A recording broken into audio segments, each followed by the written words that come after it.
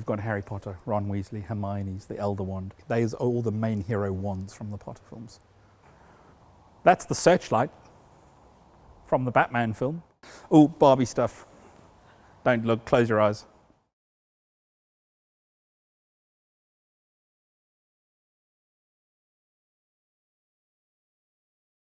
I'm Steve Fichet, I'm the Director of Corporate Archive in the UK. We have been in existence since 2011. The space that we're in at the moment is where the best of the best comes to live. This is all the items that we really want to keep first and foremost for historical value. Warner Brothers tends to film most of its large tentpole films in the UK.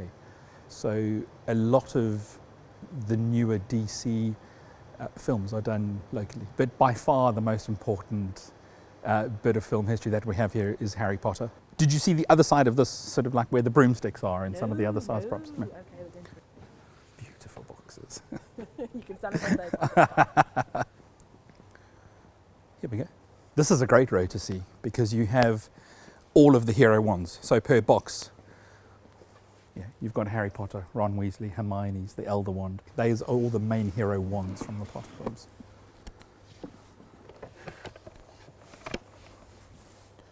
So that would be probably one that we would use for reference. That's a resin or hard rubber, but it's in very good nick. And then there's all the other ones that Harry used throughout the film. There's the burnt one. I don't want to touch it because it's a bit fragile, but can you see the burnt one just against the cardboard? The detail in Harry Potter is astonishing. These are our collection of brooms. These are what are left in the archive because a lot of them are on display all over the world. So this is Nimbus 2001. We have the firebolts below. Also below at the back you have the Nimbus 2000. And then at the back of this shelf is Mad Eye Moody's broom. And then these are just the generic student brooms. So those would have probably been some of the first you saw at an early Quidditch lesson, or if there were big scenes with students, those were the ones you would have seen. They're a bit fragile because the twigs are real and they are now so dry that the slightest bump and lots of bits fall off. But this is a very lightweight one. But it's got that beautiful detail on the top. We've started putting labels on just to show what's inside the box. So here we have something from Wonder Woman. These are hero spare boots for Gal. So these are the accessories that go with the costumes behind me. And it's per film, and these are the boxes as we receive them from production. So in time, they will change and they will become like the boxes we saw earlier.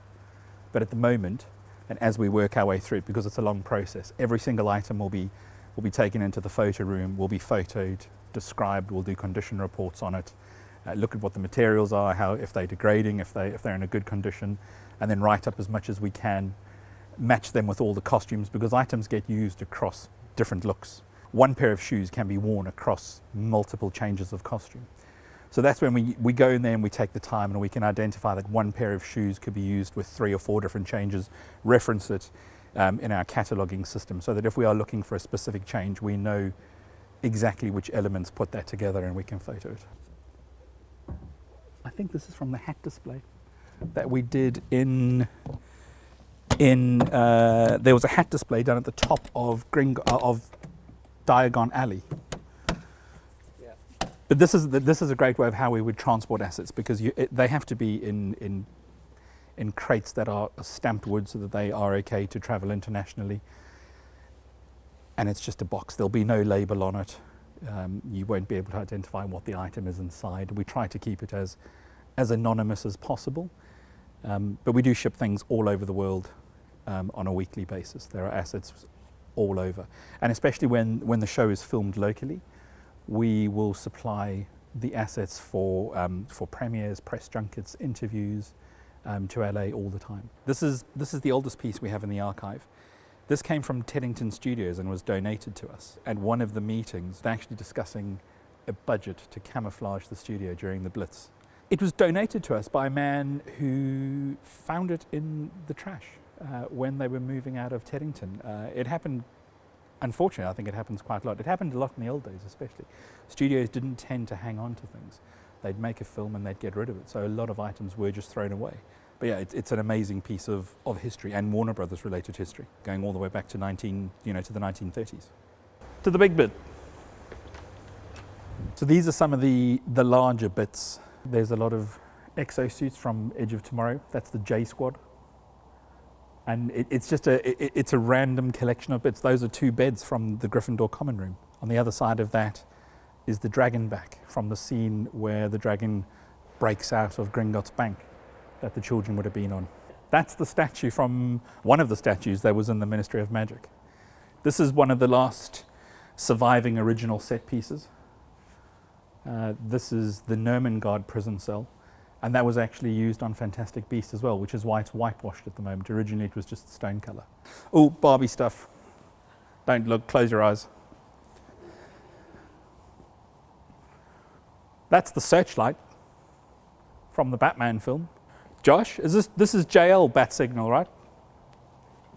Oh, there's a lot of fact checking going on. That's the searchlight that they put in, and it shows the bat signal. That's also been used by multiple franchises. This is from the scene of that sort of ice cave where Harry has to force Dumbledore to drink. And you can see that's the bowl where the liquid was in, and it's got the little drain going out the back. Some very clever people in film. Yes. I think that's probably about it in here. Yeah. Unfortunately, there's all the other stuff on there. It hasn't even released yet, so we can't look at that.